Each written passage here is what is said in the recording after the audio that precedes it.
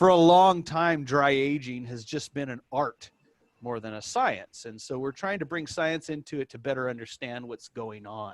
Just to back up a step, you mentioned wet aging. Wet aging is the overwhelming majority of meat in the United States and developed nations. Welcome to MeatsPad, a platform to share breakthrough knowledge that is accessible to the entire meat industry.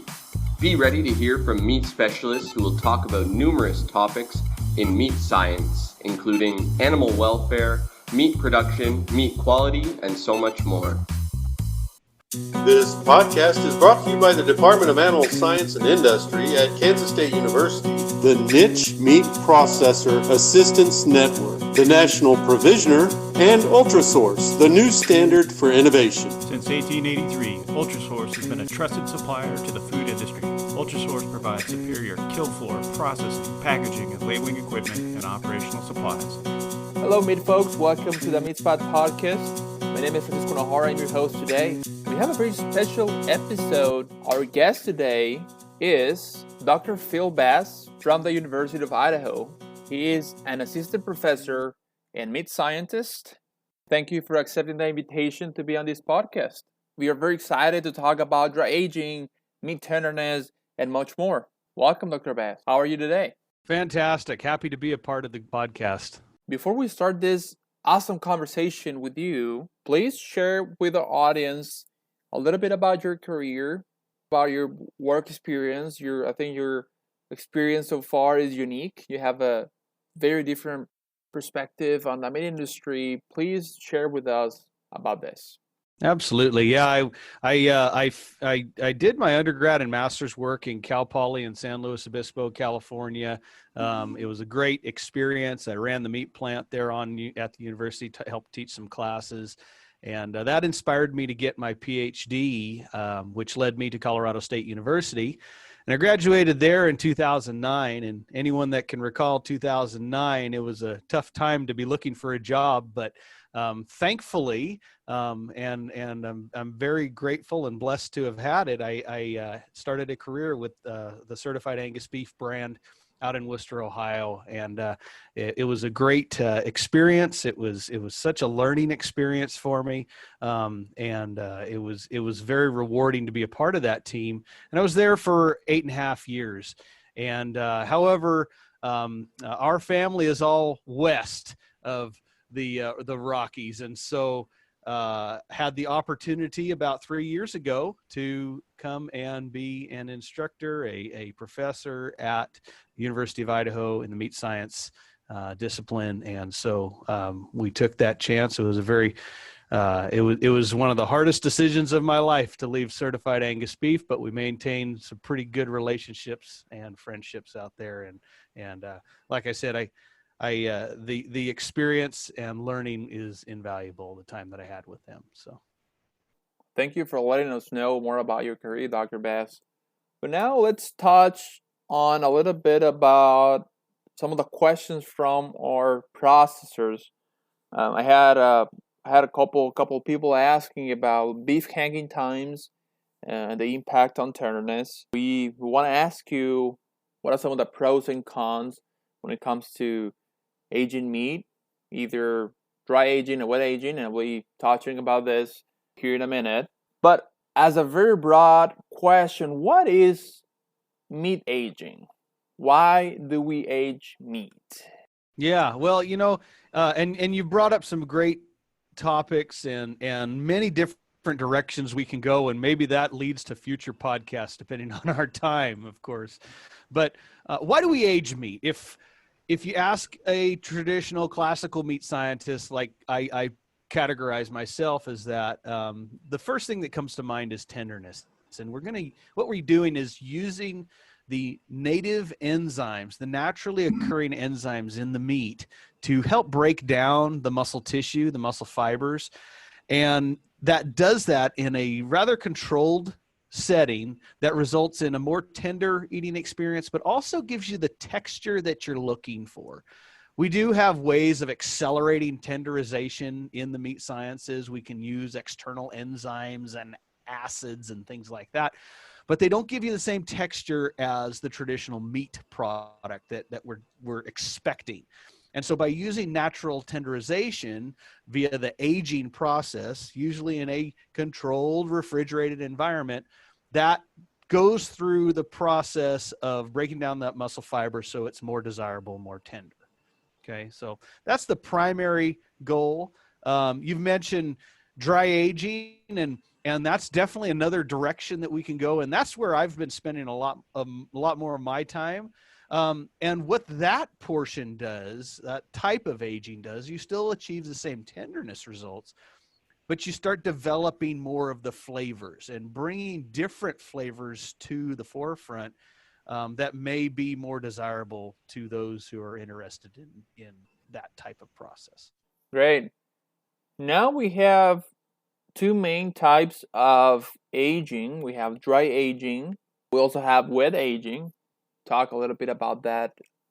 But out of these two, from your opinion, which one do you prefer? Which one do you recommend using for a great eating experience? I've always been considered a unique individual, I suppose, but I much prefer the dry aging flavor that comes about.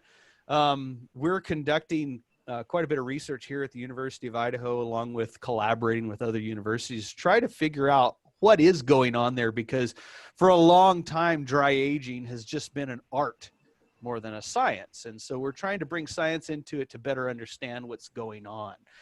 Just to back up a step, you mentioned wet aging. Wet aging is the overwhelming majority of meat in the United States and developed nations is wet aged. Means we go from the packing house, about 24 to 48 hours of chill on that carcass. We break it down, we put it in a vacuum bag, and we seal it, remove all the air, but it maintains all the moisture, right? Which is awesome for yield. It's good for shelf life. Across the board, it's just a really good practice. However, if we look kind of at a more older style of aging, dry aging means that meat doesn't necessarily go into the bag, or it goes in for a very short time, but it comes out and is exposed to the natural environment in the chilled room, in the cooler. That allows for evaporation to occur. But what we've also experienced is that oftentimes you can get a little bit of molds and other types of microorganisms growing on the outsides of that meat. And so our hypothesis has been that those molds are contributing to unique flavors. And that's kind of where we're digging a little bit deeper into the science as to what are those flavors, who are the contributing molds, are there specific types of molds that are more prevalent in a dry aged meat environment, and are there more specific types of mold from different regions? Because I strongly believe, kind of like wines, that you can have different interactions with the what's called the microbiome, all the other different living organisms, and result in different flavors. My personal preference, as a result, is dry age, because of it's a bit more of a robust flavor. However, I do love a nice wet aged prime steak just as much, and so it kind of all depends on what the value proposition is for the end user, for the customer. But of course, my preference will always be dry aged if I have the opportunity. Great. We have an extra question for you. We have some processors in the Southeast, and for those folks in the South, would they expect the same outcome in terms of that tenderization of meat? I know they might have different genetics, more Bos Indicus type cattle. What is your take on this? Good question. So traditionally in the southeastern United States, it's a hot and humid and harsher climate for livestock. We've been breeding for many generations now, for decades now, for more heat tolerant animals, and using what's called the Bos Indicus subspecies of cattle. So if you think of your traditional beef breeds, you have your Angus, your Hereford, your Charolais, Shorthorn, etc. Those are Bos Taurus animals, meaning they're more from the European continent originally. Bos Indicus cattle kind of more originated in the subcontinent of India, Africa, and some of those areas where they were more developed for those hotter climates. And those animals are very unique in the way that they have big, long ears, usually a lot of extra skin, big neck hump. And so you can pick them out pretty easy. But they do well in those areas. A challenge that we've encountered over the years from the meat science perspective is that those animals have a tendency to have a higher amount of another enzyme that prevents the natural enzymatic tenderization from occurring to the same extent as our traditional beef breeds. Okay. So to your question, can the producers in that area who maybe have Brahma type influenced animals, that's the predominant breed in the United States when it comes to Bos indicus, can those producers expect the same aging result? And I would say if you repeat over and over and over, maybe not necessarily to the same extent as what we would expect from our traditional, what we call native beef breeds, the Angus and the Hereford and so forth. However, I do know there's a bit of research being conducted at the University of Florida right now looking at those types of animals, and they will tell you that it's not every case. And there are definitely certain lineages of those Bos indicus animals that actually perform quite well as far as the tenderness is concerned. I had a discussion with cattlemen down in that southeast corner just a couple years ago, and one of the things that they have to really be concerned about, of course, is they need to have a live calf, and they need to have a calf that is going to produce. And so it doesn't matter how great of carcass traits you have, if you don't have an animal that can handle the climate area, then it becomes a moot point. So there's a balance to it, and that's kind of the answer that I would give folks. You can still achieve tender product from those animals. You may have to age it a little bit longer. You may need to help it a little bit more from an external standpoint. But it can be done. And then also I always encourage producers in that area to maybe crossbreed with your traditional European type breeds, if you can, to kind of overcome some of those other tenderness challenges that those animals may have. This is great. Now, for those folks, again, what are some of the practices they may follow to counteract this tenderness issue? Or how can they optimize tenderness when they're located, geographically speaking, in a place that predominantly will find more Bos indicus cattle? So it all depends on the individual operation and what are your storage capacities. That's kind of always going to be the big limiting factor. If you're a small operation that has ability to hang carcasses for a longer period of time, I would encourage that, because you can get some of that more flavor development. You can't compete directly with the larger operations that can just overwhelm with volume, right? So you have to almost look at your business model in just a slightly different manner, and focus heavily on the individual customers that you do have at that point. And so, really bring to the forefront the potential for flavor as a result of hanging whole carcasses in a more dry aging of whole carcass formats. Now, with that being said, I still would encourage folks to break those carcasses down probably within a week or two still. And maybe if you want to just enhance the dry aging of the middle meat items, so the rib and the loin sections, and then eventually cut those down. The end meats, you're not going to get quite as much probably return on your time investment if you hang that whole carcass. And by breaking that down and just kind of maintaining identity that way, moving the end meats into a vacuum package form, then you're going to be able to consolidate a lot more of your cooler space and overcome some of that. But really the big take home for just about any of these operations, if they're trying to optimize tenderness, and I rarely use the term maximize, I say more optimize, because there's a balance again too. You can maximize anything, but sometimes the result is either too expensive or takes too long or whatever. But to optimize that tenderness, if you can, from the time of harvest up until the time of sale, minimum of 14 days on that product.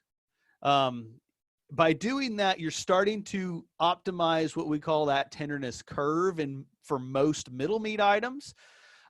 End cuts, like the round and the chuck, items out of those areas that are more traditionally less tender, we do know that you can have still a tenderness effect if you do what we consider like long aging. So going probably even beyond 45 days. But again, you have to watch out for the cost of maintaining that inventory too. So I don't have an immediate answer for those kinds of things, but it all kind of depends on the business model. And if you can add time via aging on those items prior to selling them, you're going to enhance the value to the end user, to the customer. And if you get that minimum 14 days, that's a good starting point. I always try to recommend at least 21 days if you're selling directly steaks to, say, a retail outlet or steaks to a restaurant or something like that. And always longer is better to an extent. You don't want to necessarily be going beyond 45, 60 days, because then you may run into shelf life challenges with that product. And, there's always different scenarios, different temperature ranges you can be working with.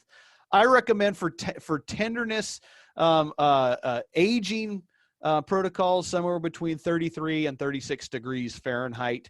That way you're not too cold. You're allowing for the enzymes in the meat to do what they're supposed to be doing, break down the muscle tissue.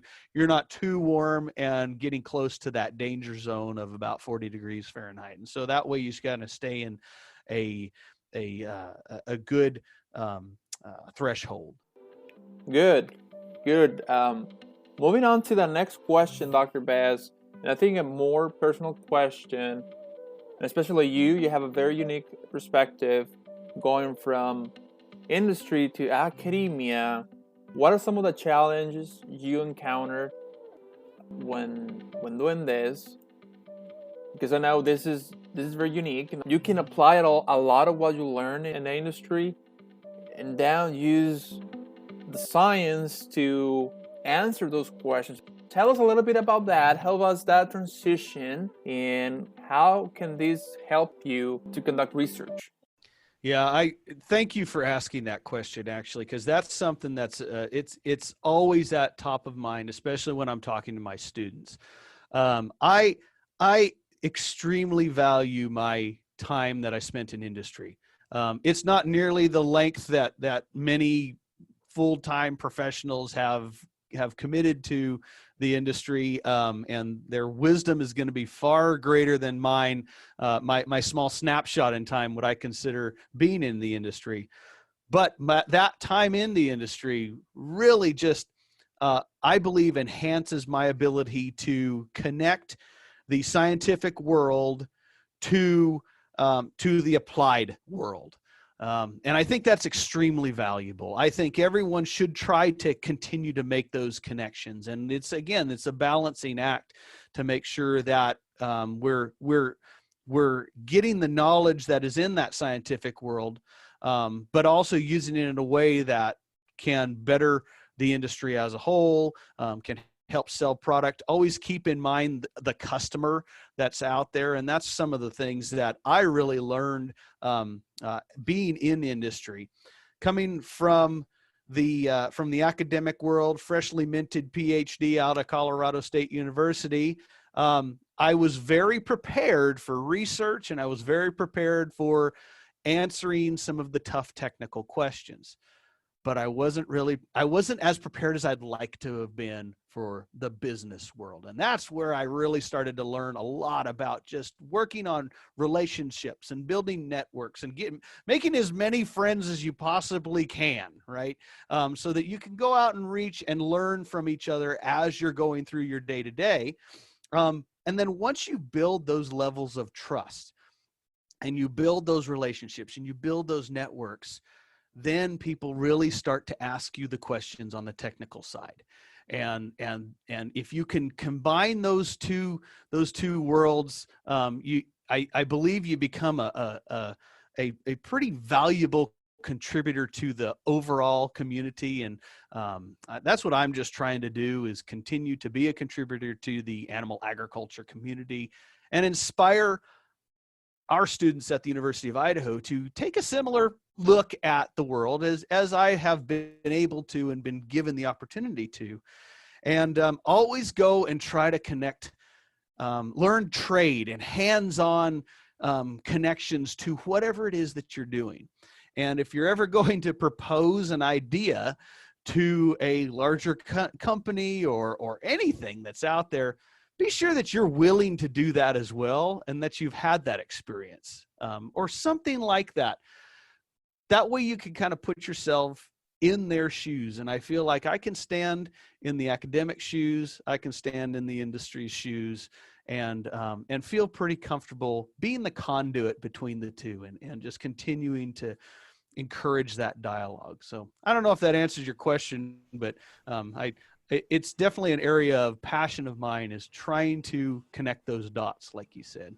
Yeah, I really got excited because the whole objective of this podcast is by addressing some of those things that you just said about how to connect the scientific world and the industry so they can utilize those resources that sometimes they don't know they're out there. Yeah.